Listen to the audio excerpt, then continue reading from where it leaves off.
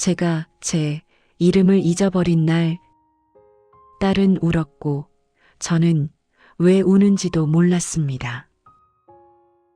그런데 이상하게도 모든 것이 사라지는 와중에 단 하나의 이름만은 사라지면 안 된다는 것처럼 끝까지 제 안에 남아 있었습니다.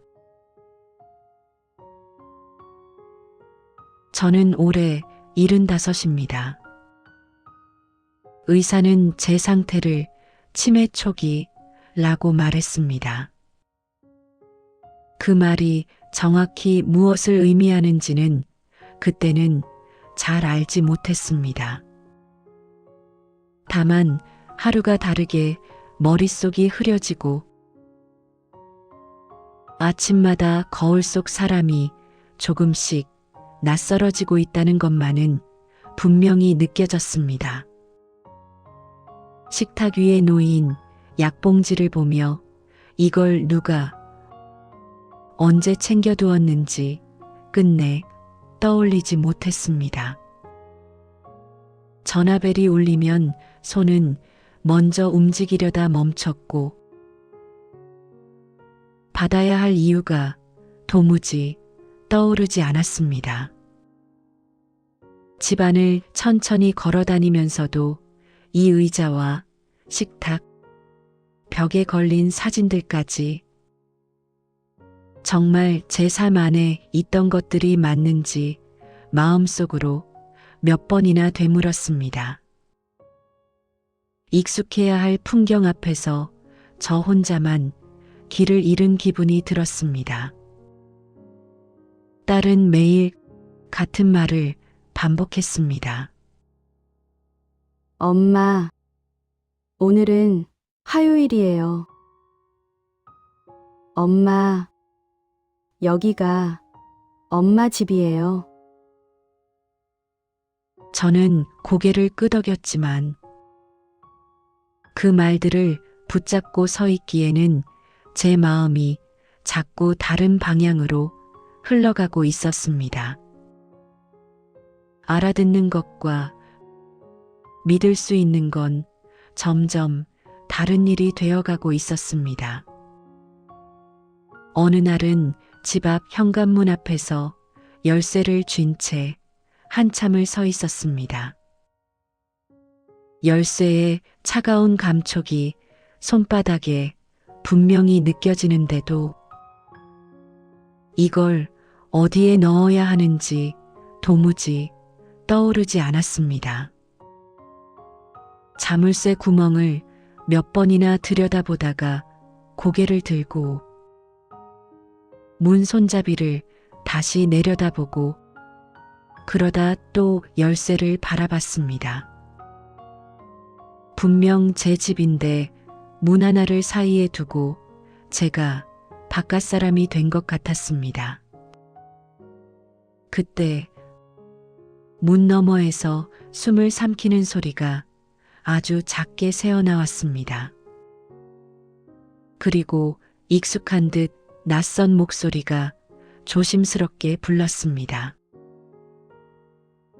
엄마, 그 한마디가 들리는 순간 가슴이 놓여야 했는데 이상하게도 숨이 먼저 막혔습니다. 왜 저 사람이 나를 이렇게 부르지?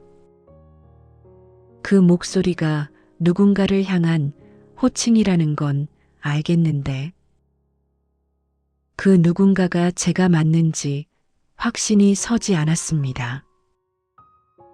그 순간 머릿속에서 가장 먼저 떠오른 생각은 이것이었습니다. 저 사람은 누구지? 그날 이후로 저는 말을 더 아끼게 되었습니다. 누가 먼저 말을 걸어와도 급히 대답하지 않고 한 박자, 두 박자 마음속에서 한 번, 두 번 되뇌어 본 뒤에야 입을 열었습니다. 혹시라도 제가 하려는 말이 엉뚱한 방향으로 흘러가지는 않을지, 제 입에서 나오는 순간 저 자신이 어긋나 보이지는 않을지 스스로를 먼저 살폈습니다.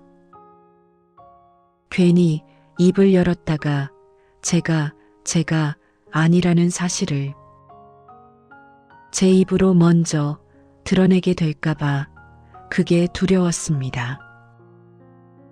사람들이 저를 걱정스러운 눈으로 바라보는 것보다 제가 제 말을 믿지 못하게 되는 순간이 더 무서웠습니다. 기억이 하나둘 지워지는 것도 힘들었지만 그보다 더 견디기 어려웠던 건 나라는 사람이 조금씩 무너져 내리고 있다는 느낌이었습니다. 이름도 나이도 날짜도 아닌 내가 나답게 살아왔다는 그 확신마저 흐릿해지는 것 같아 마음속에서 계속 조용히 버티고만 있었습니다. 어느 오후 창가에 앉아 조용히 햇살을 받고 있을 때였습니다. 창문을 반쯤 덮은 얇은 커튼 사이로 빛이 천천히 스며들어 제 무릎과 손등 위에 고요하게 내려앉았습니다. 그때 라디오에서 낡은 음질의 노래 하나가 천천히 흘러나왔습니다. 가사는 또렷이 들리지 않았지만 멜로디가 마치 오래전부터 제 몸 어딘가에 남아있던 것처럼 익숙하게 스며들었습니다. 머릿속은 여전히 안개가 낀 것처럼 선명하지 않았는데도 가슴 한쪽이 이유 없이 조용히 데워지는 느낌이 들었습니다. 그 따뜻함을 따라 누군가의 얼굴이 아주 천천히 떠올랐습니다. 이름은 끝내 생각나지 않았지만 웃을 때마다 말보다 먼저 눈이 가늘게 접히던 모습만은 이상할 정도로 또렷했습니다. 마치 기억이 아니라 마음이 먼저 그 사람을 알아본 것처럼 말입니다. 요양보호사분이 제 앞에 조용히 다가와 사진 한 장을 내밀었습니다. 말없이 건네는 손끝이 조심스러워 보여 그 사진이 쉽게 다뤄지면 안 되는 것이라는 걸 저도 알 수 있었습니다. 사진 속에는 젊은 시절의 제가 조금 긴장한 표정으로 서 있었고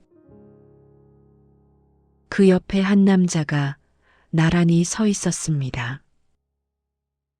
그 남자는 카메라를 보지 않고 저를 바라보고 있었습니다. 저는 그 사진을 한동안 내려놓지 못한 채 가만히 들여다보았습니다.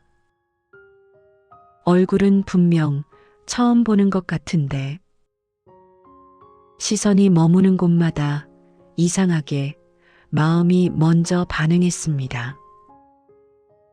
그제야 제 입에서 아주 작은 목소리가 흘러나왔습니다. 그 사람은 저를 늘 기다리던 사람이에요. 누가 묻지도 않았는데 그 말이 먼저 나왔습니다. 그리고 잠시 멈췄던 숨을 고르듯 그 이름이 뒤늦게 따라 나왔습니다. 영수. 그 이름이 제 입 밖으로 나오는 순간 가슴 깊은 곳에 오랫동안 묶여있던 매듭 하나가 소리 없이 천천히 풀리는 느낌이 들었습니다. 기억이 돌아온 건 아니었지만 그 사람을 잃지 않았다는 확신만은 그 순간 분명히 제 안에 남아 있었습니다. 그 사람은 제 남편이었습니다. 그 사실을 들었을 때 저는 곧바로 고개를 끄덕이지도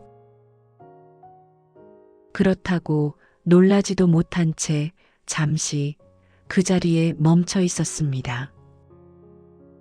치매가 오기 전 그는 먼저 세상을 떠났고 저는 그 일마저 기억의 뒤편으로 밀려나 있었던 것입니다.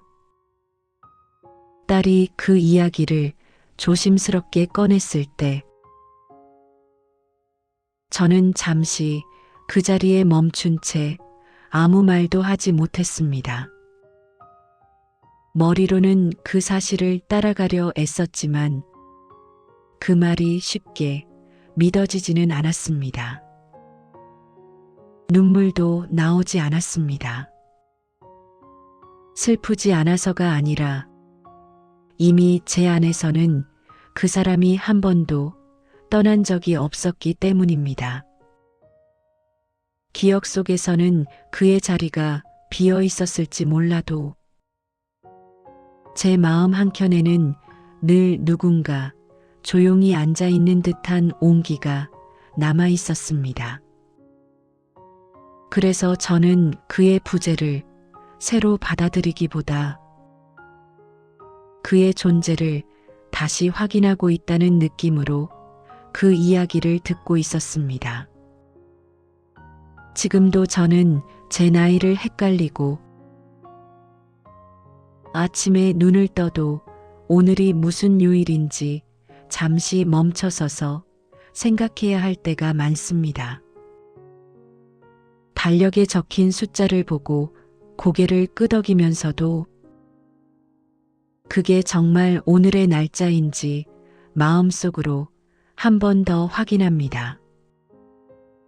그래도 오후가 되어 창가에 앉아 라디오 소리를 가만히 듣고 있으면 세상이 조금 느려집니다. 낡은 노래가 흘러나오는 동안 말없이 곁에 누군가 조용히 앉아 있는 것 같은 기분이 듭니다. 아무 말도 하지 않아도 굳이 설명하지 않아도 함께 숨을 쉬고 있는 듯한 따뜻함이 제 곁에 오래 남아 있습니다. 기억은 조금씩 사라질 수 있어도 사람을 향한 마음과 사랑만은 끝내 함께 지워지지 않는다는 것. 그 사실 하나만은 지금도 제 안 깊은 곳에 분명히 남아 저를 조용히 지켜주고 있습니다. 여러분 마음속에도 시간이 흘러도 지워지지 않는 그 이름 하나쯤은 남아있지 않으신가요?